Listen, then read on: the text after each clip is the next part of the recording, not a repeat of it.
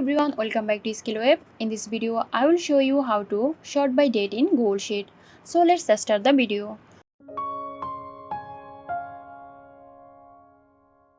First, open your Google Sheet containing the data you want to sort by date. Now click on the column containing the dates. The entire column will be highlighted. Now go to the data menu at the top of your screen. In the data menu, select Sort Sheet. Now you can choose to sort A to G or G to A. Now click on it. That's it, you have learned how to sort by date in Google Sheets.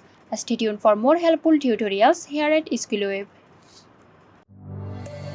This video is sponsored by Zerosoft. Zerosoft offers graphic design, UI UX design, digital marketing and web development. Elevate your brand with Zerosoft today. For more details, check the description box.